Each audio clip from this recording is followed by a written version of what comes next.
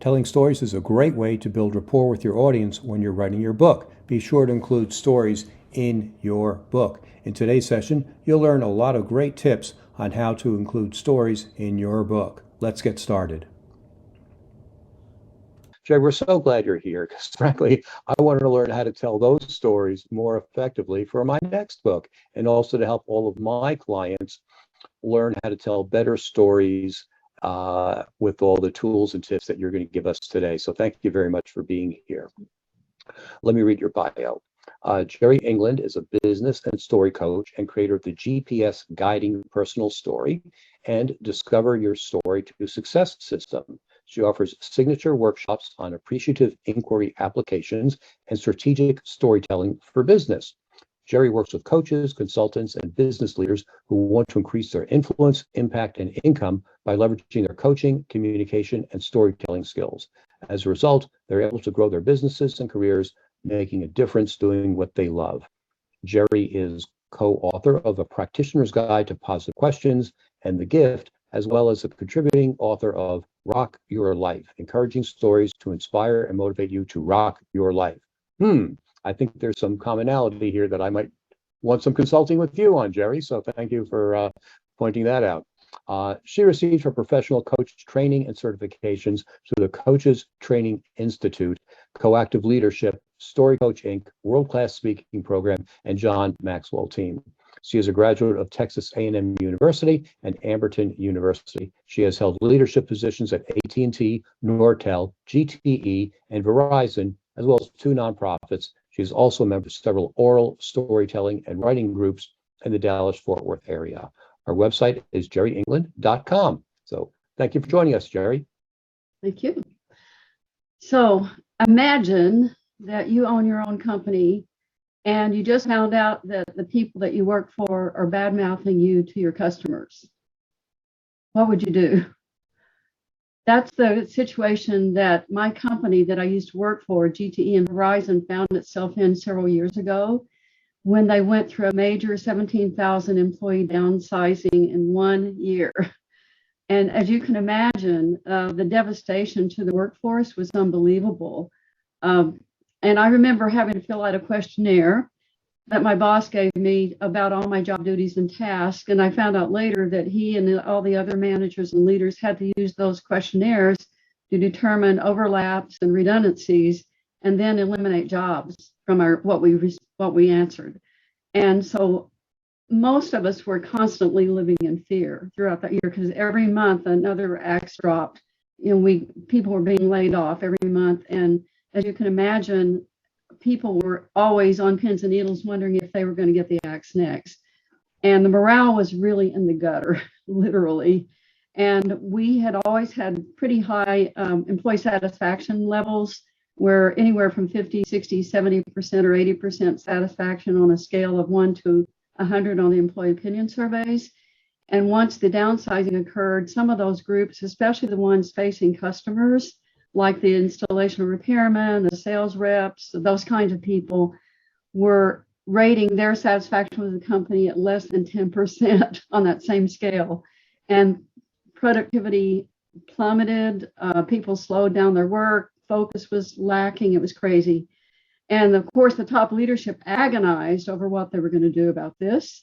And eventually I met a consultant named David Cooperrider, who introduced our company to a new process of managing change and re-engaging employees, which used his terminology was appreciative inquiry. And we'll talk a little bit more about that later, what it means. But essentially, what we did was work on creating a storytelling culture for our company.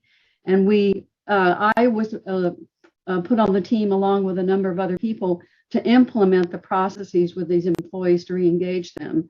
And what we did is we worked with teams, and I worked with many groups, anywhere from sizes of 5 to 6 to 2 to 300 people in a group. And we put them in pairs and had them interview each other about the stories when they were working at their best in the company. So they were the good news stories when they really excelled and they felt good about what they were doing. And then what we did is we took those stories and we passed them around the organization, spread them around the organization. And gradually morale started building. We taught people how to use the process. We had one employee, for example, who conducted 100 interviews in her call center personally, and found out from those interviews the theme was that employees wanted and needed more recognition. They weren't getting it. And so from that, with the approval of the leadership of the local call center, she and her fellow employees created a recognition team or committee and took all these employee ideas and created a recognition program for the employees. And the morale went through the roof. I mean, it completely turned the organization around. And that gives you an idea of how powerful this was. And what we were using was storytelling to change the culture. And we were so successful that our employee opinion satisfaction went back up, returned to a higher level than it was before the downsizing.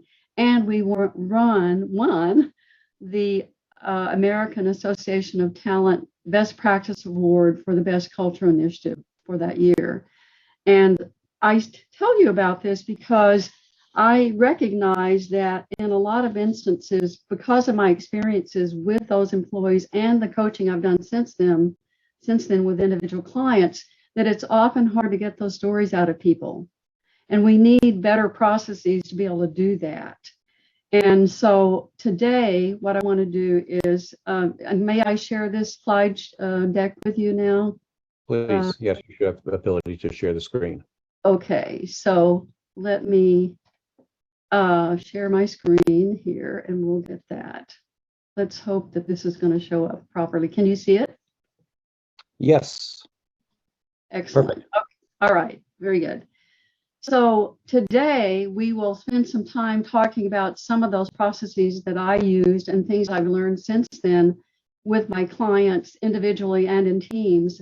And they revolve around these topics: building rapport and confidence in our clients so they're more open to sharing their stories, some story prompts, and a discussion around story listening strategies that I use as a coach, and then tools, a few tools for finding and telling and writing better stories. So first of all, let me ask you all, Dan and I talked about this a little bit, but I'm curious to know, what are the challenges that you find in working with your clients and pulling out those stories? What are some of the things you've run into? And you can put those in the chat, or you can just speak up. I'm trying to see if I can find the chat here again, open it up for myself. Okay. So what are some of those challenges that you all have encountered when you're working with clients to pull out those good stories? If anyone would like to unmute themselves and share, that's fine. If you'd like to put it in chat, that's fine too. Okay. Oh, Jane okay, says, yeah. people Jane. not recognizing what their good stories are. Yeah. That's good. Yes. I'd like to add, people don't realize that they have a good story. They'll gloss over something else, and I'll say, "Oh my gosh, that's a signature story. This is a pot of gold." And you realize how wonderful this story is. Yeah. So they don't value their stories. Uh, Jane also writes, getting details that make a story good for others to read.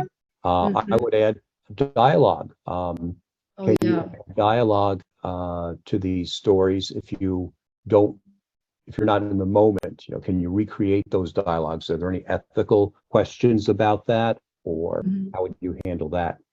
Any other comments? Janus writes, they don't know how to tell a story, no sense of conflict, weak humor, flat endings, always wanting to make themselves heroic. Wow, that's I think you hit the nail on the head there with a lot of things there, Janus. So I'm sure Geri has a lot to work with here. So Geri, take it away. So let me, I'm trying to move my slide deck here, and there it is. So a lot of the things that you just said were similar to my experiences, that people are self-conscious, especially when they're first talking with you, or they're self-effacing. They don't want to acknowledge or brag. Sometimes people think they're bragging if they're going to tell you a story about a success, that sort of thing. And then also sometimes they wonder how much you can really help them. I've had that happen. And the other thing, I think you've already hit on that, was the blocks, the limiting beliefs they have about stories, that they don't have good stories, that they're not good storytellers, that's something somebody else does, that sort of thing. And I found that one of the best tools that I think that can be useful in building rapport and client confidence and being willing to share is the appreciative inquiry tool that we used at Verizon and GTE. And so I don't know if any of you have had exposure to this before. Has anybody been exposed to appreciative inquiry in the past? I've never heard that term before, so let's dig Okay. into that. Okay. So basically, if you look at the words from the dictionary, appreciate and inquiry, it becomes pretty obvious after a moment when you think about it. Appreciate, you're looking for value, you're prizing something, you're honoring something. And then inquiry is actually asking questions, studying or looking into, exploring, learning more about something, wanting to know more.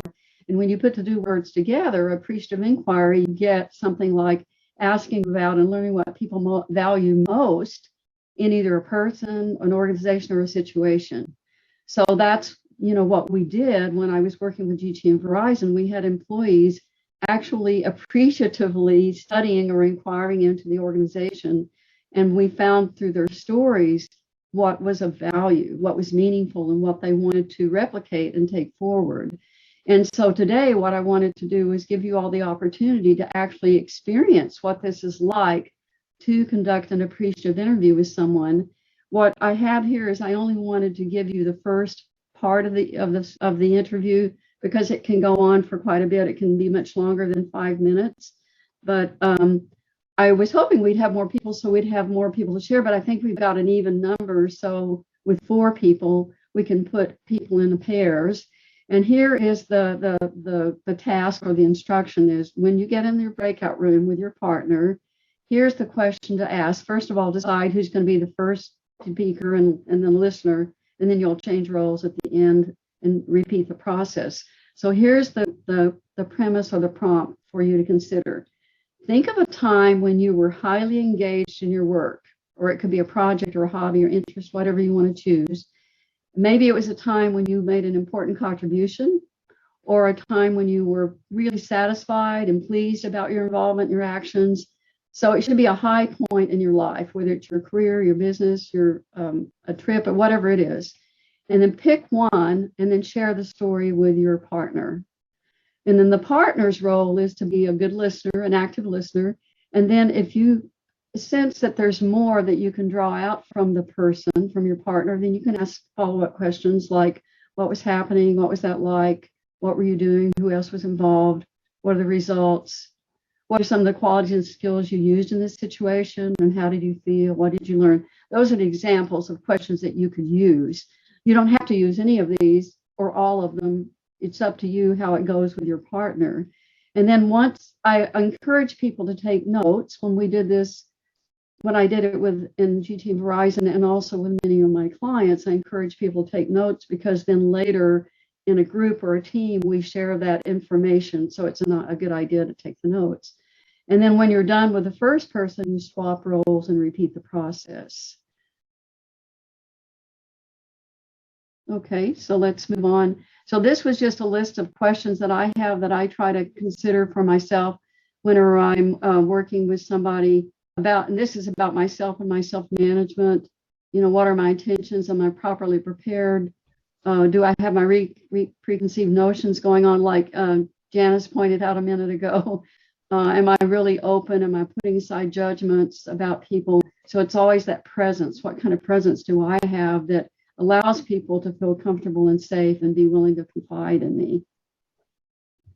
So let's talk about the last part of this presentation. It has to do with what I call my story dig.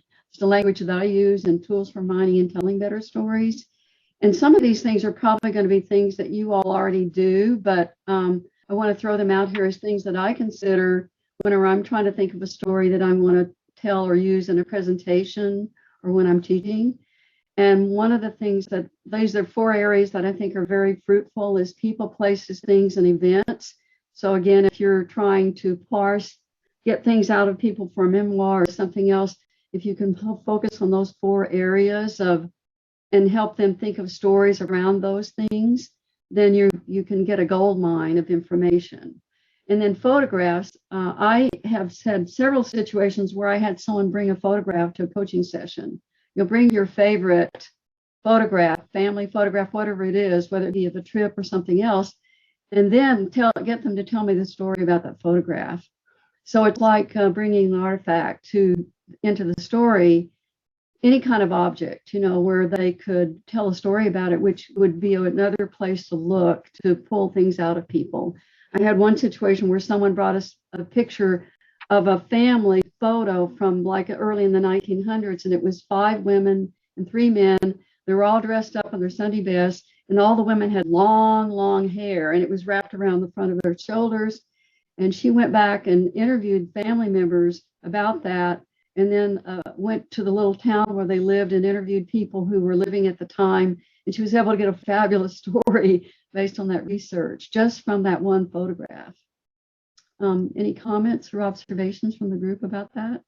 Yeah, I think that's brilliant. Again, getting back to the book, what I wrote with the general, who would tell stories in very chronological order because that's the way he was trained. And at the end of the chronological order, you found out that his mission was to rescue 35 people who were trapped on the top of the building, and they were being assaulted by, enemy forces, and how he got them out. It's like, okay, we're going to start the story there. But when we were done with the book and I gotten everything I thought I could get from him, which was good. I mean, I was happy with it. Then he said, can we put pictures in the book? And I said, sure. So he sent me pictures. I said, there he is in a helicopter. There he is in a fighter plane. There he is, jumping out of a plane or practicing. It's like, oh my God, tell me a story about the time when you jumped out of a plane. It's like, it would have been so much more drama. Yeah. It's a great example. Pictures. I never thought about that because the pictures are usually the last part of the book. No, I think we're going to make them one of the earlier parts of the book to encourage that storytelling and get them back in the moment. I think psychologically it gets them back in the moment. So I think that's really brilliant. Thank you very much. Yeah, and to build on that, Dan, that's what I try to do when I'm interviewing people, is to tell me the story as if you were experiencing it now, not in the past tense, but bring us to the place and relive it for us with me or with the group, so that it's not past experience. Sometimes people don't want to do that, but a lot of times they do. And if they tell it from that orientation, sometimes you get more richness.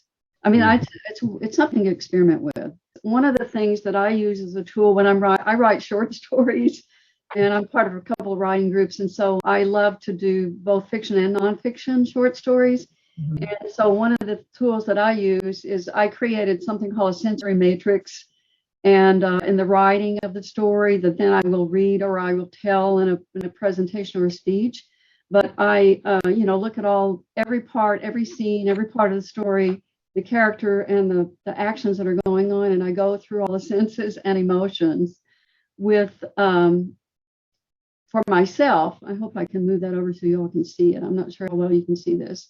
But anyway, the idea being that if I have a list of each scene and each character, especially the main character, and then I go through and look at is there anything that I can say? What does it smell like? What does it taste like? What does it feel like physically? What does it feel like emotionally? What does it sound like? What does it look like? That sort of thing. Then I get back into the sensory language of emotions and feelings and senses, which will make the story much richer. And of course, my thesaurus is my trusty tool.